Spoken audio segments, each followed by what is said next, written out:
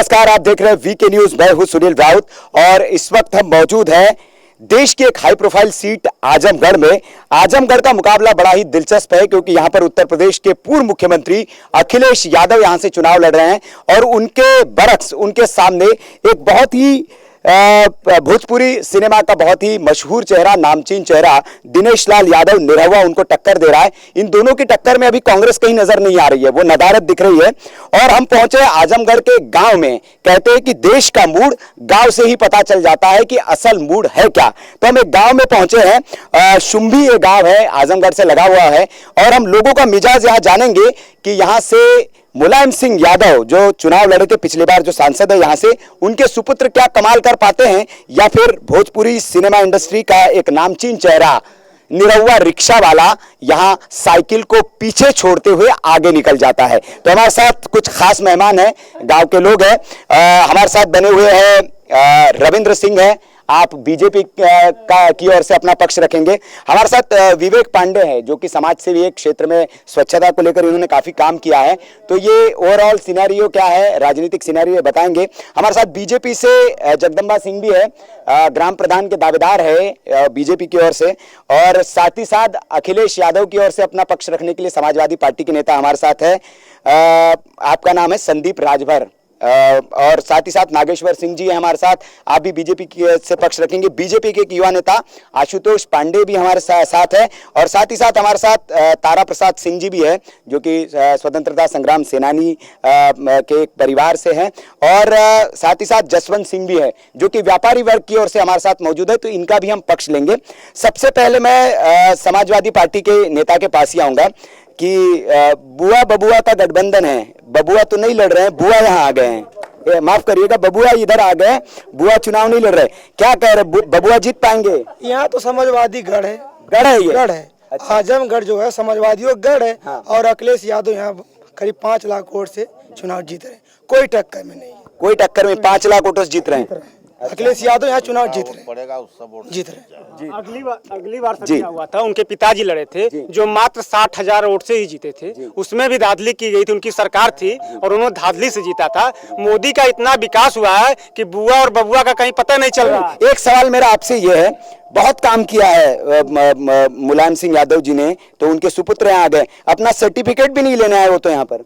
नहीं, उनके कार्यकर्ता इतना समय नहीं है मुलायम सिंह नहीं, इतने कार्यकर्ता उनके हावी हैं। हाँ। कि उनके नेताजी का आने की जरूरत है। कितने बार आए 5 साल में मुलायम सिंह जी? यहाँ तो एक बार नहीं आए। एक भी बार नहीं आए, फिर भी वोट देंगे आप? हाँ देंगे। विकास किए हैं भाई। क्या विकास किया? बहुत विकास किए हैं। क्या मतलब, 1-2 नाम बताइए। अरे क्या गिनाए, यहाँ पे समाजवादी का जो भी एक ईंट रखा है, समाजवादी 1-2 गिना दीजिए ना। अरे 100 नंबर ने दिया, और इसके बाद कमिश्नरी वही का है। आजमगढ़ को क्या मिला? आजमगढ़ में कमिश्नरी मिला, हवाई अड्डा मिला। अच्छा, हवाई अड्डा मिला, पीजीआई मिला, बहुत मिला आजमगढ़ को।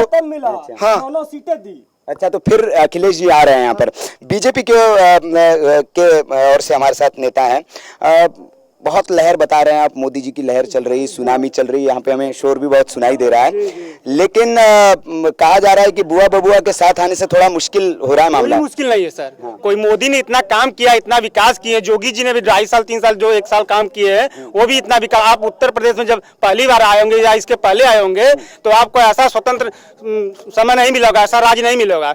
जितने गुंडे थे सब आज की देख में देखिए वो काम कर रहे हैं, और वही गुंडे सपा के राज्य में असलहा लेके घूमते थे, फिरौती मांगते फिरते थे। आज आप स्वतंत्र से जाइए, 12 बजे जाइए, 1 बजे जाइए, कोई पूछने वाला नहीं है। आज 7 दिन डूबने के बाद सपा के राज में आप व्यापारी वर्ग से यदि झोले में पैसा लेके जा रहे हैं, कोई गाड़ी लेके जा रहे हैं तो छीन ली जाती थी। आप कोई आज सपा के राज में कोई डर नहीं है। सारे गुंडे आज जेल में या प्रदेश छोड़ के बाहर चले गए। दोनों की बातें मैंने सुन ली। हमारे साथ समाज सेवी विवेक पांडे जी है, ये मुझे लगता है कि न्यूट्रल बात रखेंगे और आप किसी पार्टी का पक्ष नहीं रखेंगे।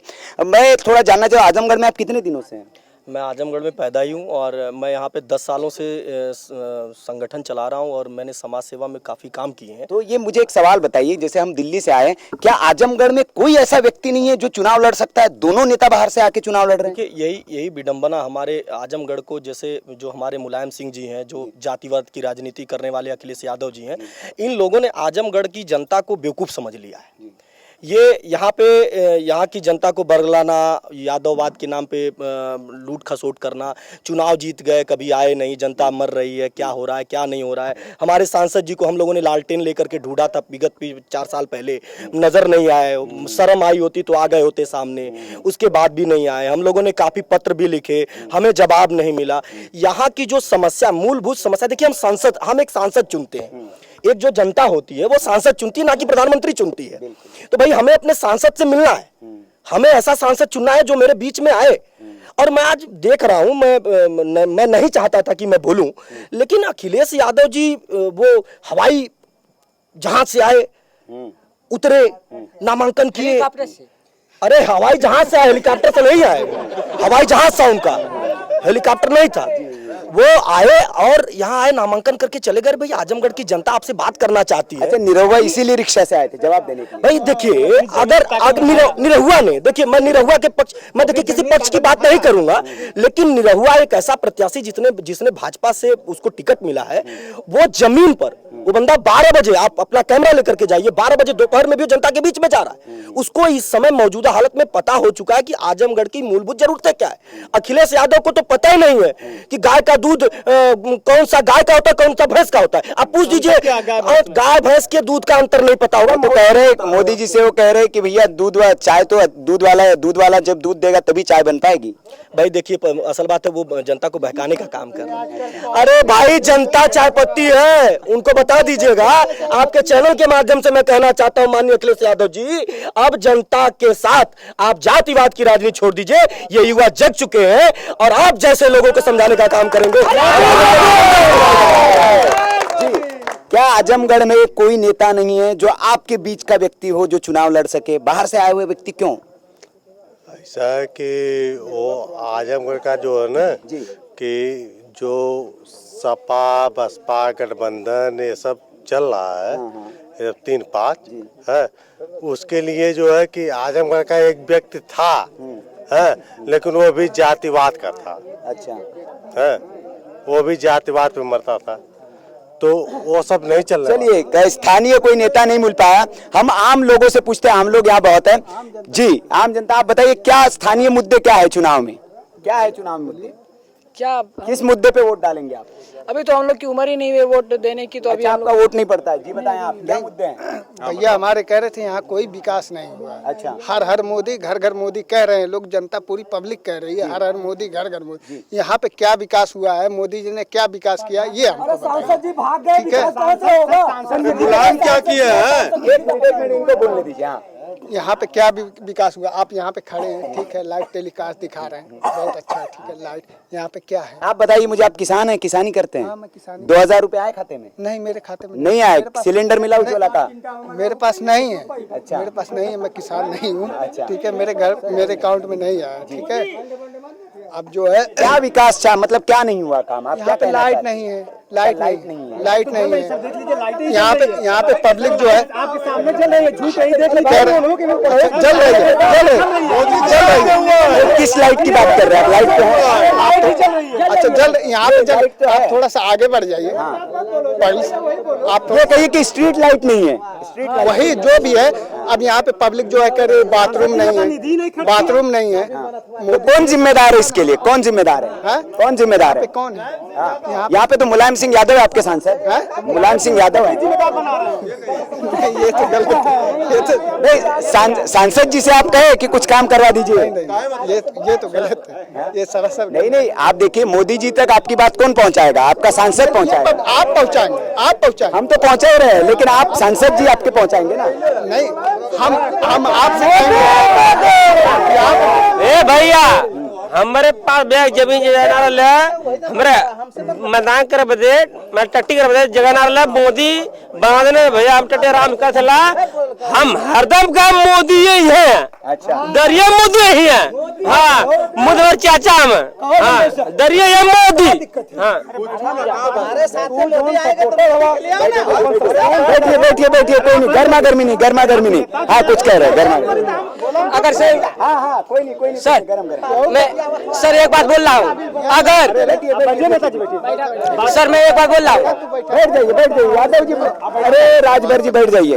हाँ हाँ मैं एक बात बोल रहा हूँ, अगर चाहे मुलायम हो या मोदी, अगर या गाय का दूध या भैंस का दूध, अगर एक बात बोल मैं या दुधारा हो या कहीं भी हो, लेकिन दूध देने जाता हूँ मैं, दुधारा नहीं हो मेरे पास गाय है, लेकिन मैं बनिया के पास दूध देने जाता हूँ, बोलते हैं कि गाय का दूध बहुत मांगते हैं बनिया, लेकिन एक बात बोल रहा हूँ, लेकिन एक बात बोल रहा हूँ, लेकिन क्यों महक रहा है, लेकिन भैंस का गाय नहीं महक रहा है, लेकिन भैंस जो है उसका दूध नहीं महक रहा है, लेकिन उसको बात है कि वो क्यों बोला। चलिए ठीक राजभर जी ये बताइए, मुलायम सिंह यादव जी आज सांसद है, कितनी सांसद निधि खर्च की है 5 साल में? मैं एक बार बता रहा हूँ, इस सवाल का जवाब, कितनी सांसद निधि खर्च की क्षेत्र में? पहले मेरी बात सुनिए। जैसे यहाँ लोग चिल्ला रहे हैं हर मोदी, यहाँ पे सबसे ज्यादा बैकवर्ड का वोट है राजभर का, इसके बाद मुसलमान भाई हमारे हैं, फिर हमारे हरिजन भाई हैं। नहीं जातिवाद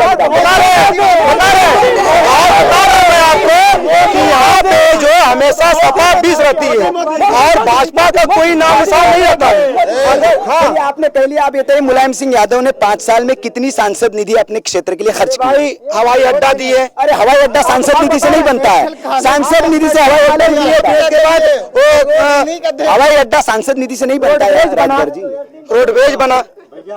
सांसद निधि से स्थानीय काम होते हैं, स्थानीय काम क्या हुए, कितनी सांसद निधि खर्च की है? सांसद निधि से कोई जवाब नहीं है जी, बताएं।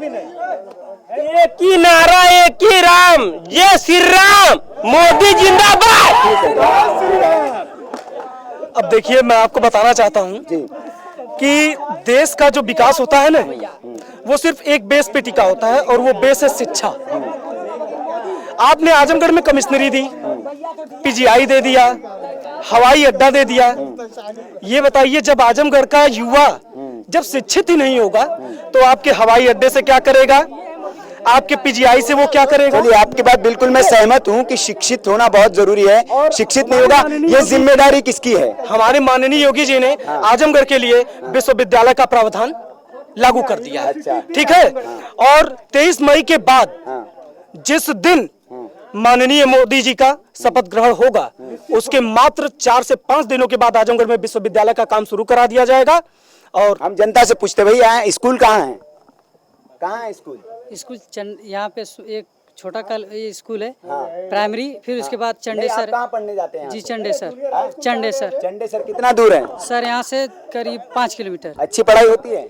जी नहीं, यहाँ से आज 10 साल तक यहाँ पे टीचर नहीं है। लीजिए तो ठीक है, टीचर नहीं है। ये बताइए आज से 10 साल, इन्होंने कहा 10 साल, मैं कहता हूँ चलिए माननीय योगी जी जब से आए हैं, और आप चंडेश्वर कॉलेज में जाकर के पता कर सकते हैं। चंडेश्वर कॉलेज में ठीक है, टीचर नहीं है, इतनी बेहतरीन शिक्षा वहाँ पे है।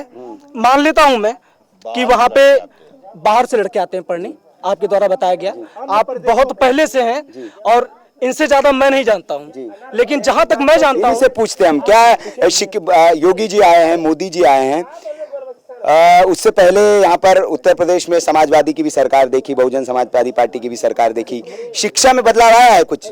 भाई साहब शिक्षा में बदलाव क्या आएगा, शिक्षा का स्तर गिर गया है नकल की वजह से जी। और जो विकास मुलायम जी की सरकार या मायावती की सरकार में जो विकास यहाँ हुआ है कोई आसान नहीं हुआ है। वो हमारे यहाँ सांसद थे, विधायक थे, निधि से पैसा जो खर्च किए वो आसान नहीं, उनका फर्ज है, ये करना चाहिए। तो कुछ किए, जितना होना चाहिए उस तरह से तो हुआ नहीं। हाँ, एक विकास मुलायम जी ने किया है अपने इस 5 साल के अंतर्गत। एक गांव तमौली है, शहर के सटा हुआ गांव तमौली है, वहाँ सिर्फ यादव बिरादरी है। अच्छा, उसी गांव को गोद ले करके वही जो विकास किए।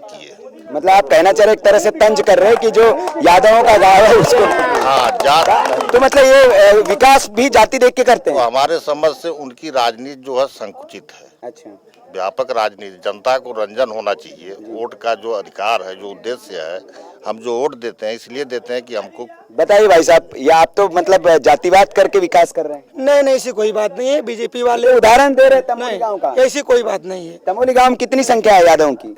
करीब वहाँ भाई जानकारी नहीं, इतना जानकारी नहीं, लेकिन बता तो रहे हैं कि बहुल है। ऐसी कोई बात नहीं। हाँ, तमौली यादव का है, मगर ऐसी कोई बात नहीं। आपका गाँव गोद क्यों नहीं लिया मुलायम जी ने?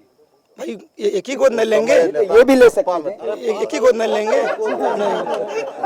जी जी जी देखिए सबसे बड़ी बात कि माननीय मुलायम सिंह जी यादव कहाँ से गोद लेने के बाद उन्होंने जितना विकास किया अपने घर का विकास किया, और फिलहाल मैं उनके पुत्र जी की जो राजनीति रही है, मैं कहना चाहता हूं उनके 5 सालों में जितने IAS IPS चुने गए हैं, मैं बार बार इस बात को कहा हूं, पिछले कई चैनलों पर बोला हूं, उसका आंकड़ा आप देखेंगे, सिर्फ और सिर्फ यादवों को उन्होंने IAS और IPS बनाया है। देश की इतनी बड़ी संस्थान, जिस संस्थान से इस देश को चलाया जाता है, उस संस्थान में इतना बड़ा भ्रष्टाचार करना, यह अखिलेश यादव को भारी पड़ेगा, और उसका खामियाजा आज नहीं तो कल इस देश का युवा और इस देश की जनता देगी, और इस चुनाव में भी देगी। जातिवाद के लिए, जैसे बाबा बोले हैं, जातिवाद के लिए पिछले विधानसभा में जो चुनाव हुआ था, बसपा सपा गठबंधन में नहीं थी। यहाँ पे जो बसपा प्रत्याशी माननीय भूपेंद्र सिंह लड़े थे यहाँ पे, और समाजवादी पार्टी से वो क्या नाम है, दुर्गा प्रसाद यादव लड़े थे, जिसे अभी बोले हैं। तो यहाँ के हमारे जो लोग थे, बाऊ लोग थे, वो क्यों मतलब मुन्ना सिंह को वोट दिए, क्यों मतलब बसपा को वोट दिए? वोट किसको दे ये आप नहीं बताएंगे ना, हम तो वोट किसी को भी दे सकते हैं। हम लोग स्वतंत्र हैं, जिसको अच्छा चुने जानेंगे नहीं, चलिए आगे बढ़ते हम। प्रधानमंत्री बोले हैं कि मामूली जातिवाद है, तो अभी मतलब नहीं, वोट देना जातिवाद नहीं है, वोट किसी को भी दे सकते हैं। नहीं, जातिवाद है, इसका मतलब आपका अधिकार है, आप किसी को भी दे सकते हैं, वोट देना अधिकार है। अच्छा, अभी प्रधानमंत्री नरेंद्र मोदी जी अपने जी एक बात बताइए कि सपा में आजम खान जी है, ठीक है, वो तो बहुत महिलाओं को लेकर अभद्र टिप्पणियां करते हैं। आज वो जो है महिलाओं की अंग वस्त्र का कलर बता रहे हैं। नहीं, मैं एक सवाल पूछना चाह रहा हूँ। प्रधानमंत्री नरेंद्र मोदी जी कहते हैं, आपके क्षेत्र में जो प्रतिनिधि आए हैं, आपके जो सांसद बनने आए हैं, मोदी जी कहते हो तो अपने बंगले से टोटियां चुरा रहे हैं। बताइए, मतलब मोदी ये बड़ा आरोप है कि भाई जो टोटी चुराने वाला है वो आपके क्षेत्र से। आरोप अखिलेश यादव पे लगा है। इसको अखिलेश यादव ने खुद मीडिया के सामने कहा है कि अगर मैं टोटी लेके आया हूं तो बताएं कितनी टोटी लेके आया हूं, वापिस दे देता हूं।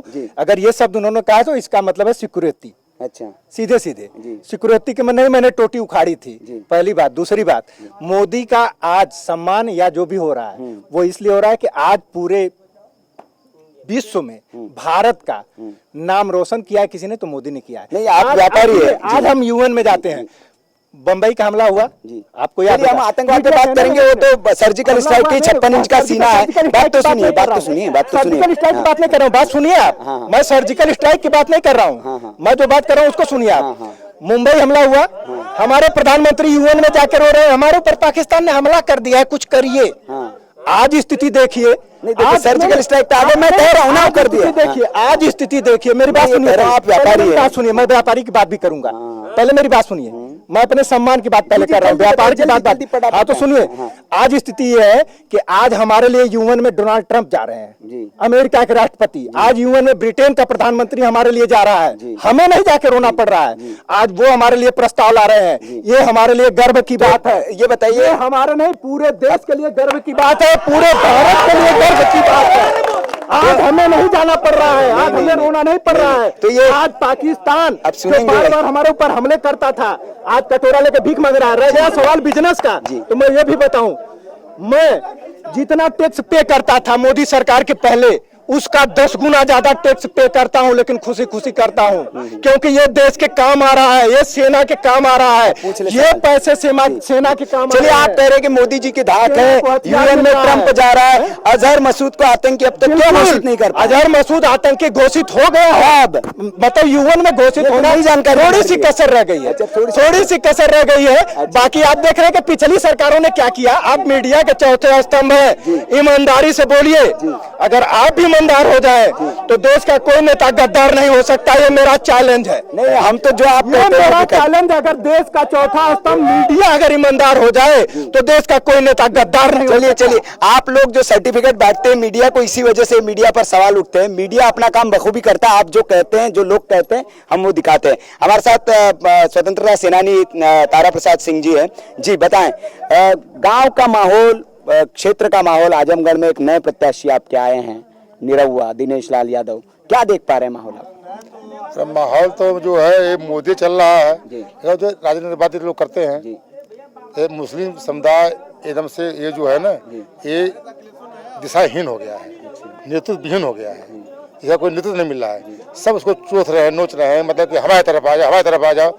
एक बीजेपी हो सके, मतलब 5 साल मोदी रहे, केंद्र में रहे हैं, 2 साल एक जोगी को भी हो गया है। तो क्या लगता है मुसलमान नहीं, मुसलमानों के साथ उन्होंने क्या किया है? नहीं तो इसीलिए हम पूछ रहे हैं, क्या मुसलमान मोदी के साथ नहीं है यहाँ? मतलब सुनने में आता है कि लोग नहीं है, लेकिन होना चाहिए। उनको अपने समय से, अपने विवेक से, अपने से समझना चाहिए कि हमारे भलाई या हमारा साथ कौन देने वाला है देश पर। अगर देश में आपको रहते हैं तो पाकिस्तान की बात छोड़िए, आप हिंदुस्तान की बात कीजिए। अच्छा, तो पाकिस्तान की बातें होती हैं? होती हैं, करते हैं, सब करते हैं। आप हमारे सैनिकों का, हमारे सैनिक का सर अगर पाकिस्तान के सैनिक काट ले जाते हैं, ये खुशियाँ मनाते हैं। ये होता है, मनाना चाहिए, मनाना चाहिए, नहीं मनाना चाहिए। तो यहाँ होता है, ऐसे होता है। अच्छा, अगर इंडियन टीम पाकिस्तान से हार जाती है तो पटाखा फोड़ते हैं, ये फोड़ना चाहिए? नहीं, बिल्कुल नहीं होना चाहिए। तो ये किसकी शय है? किसकी शय है? सपा बसपा जो सपा बसपा कौन है? कांग्रेस। मतलब 70 साल था, मतलब जो कांग्रेस लिया था, अब जो है तब तक दलितों को ले लिया, मायावती ले लिया, अहिरों को आगे ले लिए, को है सपा वाले ले लिए, यही चल रही है। आप स्थानीय नागरिक है, बताइए क्या देख पा रहे हैं? मैं भाई कुछ नहीं बोलूंगा, जो है ये चाचा बोल दिए वो सही बोले। अच्छा, चाचा बोलेंगे तो आप जिसको बोलेंगे उसको वोट दे देंगे? हाँ, दे देंगे। आप अपने विवेक का इस्तेमाल नहीं? मैं अपने मोदी को वोट दूंगा। अच्छा, मोदी को वोट देंगे। चलिए, ये हमने लोगों की राय जानी और लब्बुल अब ये है कि जो सांसद नए दोनों आए हैं लड़ने के लिए, दोनों नए चेहरे पुराने के मुकाबले। हमारे साथ समाज सेवी है जी। जी, आप कुछ कहना चाह रहे हैं? मैं तो कुछ कहना नहीं चाह रहा था, पूछिए जो पूछना है। नहीं, आप यादव है, दोनों यादव मैदान में, अखिलेश यादव है और दिनेश लाल यादव है। आप किस यादव की तरफ हैं? दिनेश लाल यादव। अच्छा, दिनेश लाल यादव, क्यों? क्योंकि वो बीजेपी से है और मैं बीजेपी से हूँ। अच्छा, आप भी बीजेपी से और वो भी बीजेपी से, इसलिए। चलिए, तो ये दिनेश लाल यादव के साथ है, निरहुआ के साथ। हमारे साथ समाज सेवी है, हम इनसे न्यूट्रल बात जानना चाहेंगे। आप आजमगढ़ में, आपका विश्लेषण क्या कहता है, राजनीतिक विश्लेषण, जो पूरा परिदृश्य है, जरा आप हमारे दर्शकों को समझाएं कि क्या हो सकता है आजमगढ़ में। बिल्कुल, आज विगत जब अखिलेश यादव ने नामांकन किया, उससे पहले, नामांकन से पहले जो स्थितियां थी वो कहीं न कहीं अखिलेश यादव के पक्ष में थी। और जैसे ही अखिलेश यादव का नामांकन हुआ, उस नामांकन के बाद जो एक वर्ग था, वो वर्ग अखिलेश यादव के साथ नहीं जुड़ा। मैंने जिसकी बात अभी पिछले वैचारिक मतभेदों की बात की है, अच्छा, वैचारिक मतभेदों की बात की है, दो जो गठबंधन हुए हैं, नेताओं के गठबंधन हुए हैं, ना कि कार्यकर्ताओं के गठबंधन हुए हैं, तो उसका असर कहीं न कहीं अखिलेश यादव के नामांकन में देखने को मिला। उसका असर पूर्णतः पूरे जिले में है। और आज के समय में निरहुआ का जो भाजपा का वोट बैंक है वो बढ़ता हुआ नजर आ रहा है और अखिलेश यादव के लिए मुश्किलें खड़ी हो रही हैं। और निश्चित तौर पर आजमगढ़ की जो वीवीआईपी सीट रही है उस पर कांटे की टक्कर होगी। और अब ये आंकड़ा बहुत, यादव किसके तरफ देख पा रहे हैं आप मतलब जमीनी स्तर पर यादव किसके साथ हैं? देखिए, यादव वर्ग को अब तक जो ठगा गया था, अब मैं आपको बता देना चाहता हूँ, यादव जाति भी कहीं न कहीं, जो मेरे और फ्रेंड सर्किल के लोग हैं वो अब समझ चुके हैं, क्योंकि यादव भी जो युवा है वो समझ रहा है कि आखिर क्यों मुलायम सिंह जी आए और चले गए। भाई वो आज आजमगढ़ की जनता अगर परेशान हुई तो हिंदू, मुसलमान, यादव, ठाकुर सारे लोग परेशान हुए ना। यादव जी लोग ही तो परेशान नहीं हुए या उनको ही व्यवस्था नहीं मिली। तो जो इस आजमगढ़ की जो जनता है, उस जनता में जो यादव वर्ग के जो युवा है वो इस बात को अच्छे तरीके से समझ रहे हैं कि अब हम अखिलेश यादव जी को अगर जिता देंगे तो महोदय एसी वाले कमरे में चले जाएंगे। उसके बाद आजमगढ़ की जनता जिए चाहे मरे। तो आपका विश्लेषण है कि निरहुआ मुश्किल पैदा कर रहे हैं अखिलेश के सामने।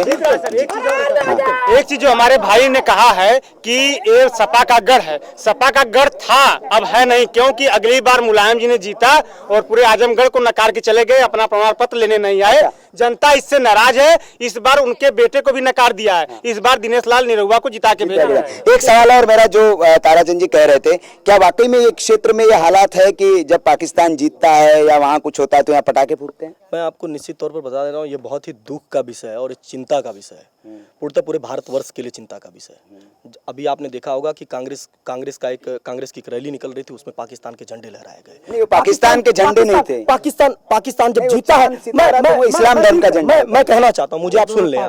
जब कोई भी मैच होता है और पाकिस्तान जब जीतता है तो हमारे यहाँ के ही कुछ बच्चे हैं जिनको मैं जानता हूँ, जो हमारे बीच में कष्ट होता है यह देख करके कि आप हमारे बीच में रहते हो, आप हमारे साथ हो, हम आपके साथ हैं, आप हमारे दुख सुख में, हम आपके दुख सुख में। आखिर क्या ऐसी वजह है कि जब पाकिस्तान हारता है तो आप रोते हो? ऐसी कौन सी वजह है? तो कहीं ना कहीं जो हमारे युवा हैं आज, जो हमारे इस देश में रहने वाले, जो एक जाति है, एक समुदाय है, उस समुदाय को अभी समझने की जरूरत है कि भाई हम इस देश में रहते हैं और देश हमारा है। और ये बांटने का काम है, फिर मैं वही कह रहा हूँ, जो बांटने का काम है तो किसी की शह तो मिल रही होगी। बिल्कुल, जो सह मिलने वाली जो पार्टियां, आपको पता है कि कश्मीर से जब हुंकार भरी जाती है। मुलायम जी ने और अब आपको बता दूं, घर जाके रोया था। अब सुन लीजिए कि अखिलेश यादव जी का एक बयान था, बहुत ही दुर्भाग्यपूर्ण था। उन्होंने कहा कि अगर मैं जीतता हूं, अगर मैं सत्ता और शासन में आता हूं, तो जो बम ब्लास्ट हुआ था मुंबई में, उसमें जो आजमगढ़ के जो कुछ नौजवान जिनको आतंकवाद घोषित किया गया, वो आतंकवादी थे और है, उनको उन्होंने कहा कि मैं इनको छुड़वा दूंगा। ये कौन सा कानून है आपका कि आप जीतेंगे तो एक आतंकवादी को आप राष्ट्रवाद की मोहर लगा देंगे, आप उसका मुकदमा वापस ले लेंगे, आप विधानसभा, आप हमारे नियम संविधान को आप ताक पर रख देंगे? यह कौन सी राजनीति है? मैं आपके चैनल के माध्यम से माननीय अखिलेश यादव जी से पूछना चाहता हूं, क्या वो जीतने के बाद आतंकवादियों को क्या जेल से बाहर? राजभर जी जवाब दीजिए इसका। नहीं, इसे कोई जवाब नहीं देंगे। हाँ, क्या ऐसा होता है? ये पाकिस्तान के जीतने पर पटाखे फूटते हैं आपके क्षेत्र में? ऐसी कोई बात नहीं, ऐसी कोई बात नहीं। हमला हुआ था कि नहीं हुआ था आजमगढ़ में? आजमगढ़ से पहले ये बताइए, जब हमला भी मतलब पुलवामा में कांड हुआ था, तो इनसे ये पूछ लीजिए कि क्या कोई ऐसा व्यक्ति था कि जो मतलब उनके खिलाफ था, जुलूस नहीं निकला था मार्केट में? इनसे ये पहले पूछ लीजिए। मैं बताना चाहता हूँ, देखिए ये इतना संवेदनशील मुद्दा है। मैं इतना संवेदनशील मुद्दा है कि जिस मुद्दे में एक मछली गंदी होती है, आप पूरे तालाब को गंदी कर देती है। तो एक व्यक्ति, अगर गांव का एक व्यक्ति ऐसा होगा जो उस विचारधाराओं में मूव कर रहा होगा, उसकी वजह से यह पूरा गांव, पूरा देश, पूरा जिला, पूरा जो एक क्षेत्र है वो बदनाम होता है। और आपको बता दें, अभी आपने बात कर रहे थे, विकास की बात कर रहे थे, हमें मुलायम सिंह जी ने या अखिलेश यादव जी ने खैरात में नहीं दिया। आजमगढ़ को जो विकास दिया ना, कलेक्टर, उनकी जिम्मेदारी है। खैरात में नहीं दिया। आजमगढ़ ने 10 सीटों में 9 सीटें विधानसभा की जीत करके दिया था हमें। वो उनकी जिम्मेदारी है। अब हम कार्यक्रम की समाप्ति की ओर बढ़ते हैं। आम जनता से एक कनेक्शन, किसको जिताएंगे? बीजेपी? मोदी तो यहाँ से नहीं लड़ रहे हैं, यहाँ से लड़ रहे हैं, दिनेश लाल यादव लड़ रहा है, उनको देंगे। हाँ, उनको देंगे। आप बताइए। मोदी बताएं। समाजवादी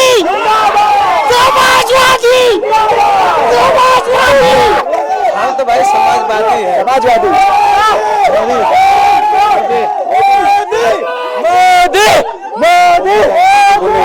मोदी किसके साथ है? अच्छा भगवा, हाँ जी आप बताएं, किसके साथ? मोदी के साथ हैं। मोदी के साथ हैं आप तो मोदी ही देंगे।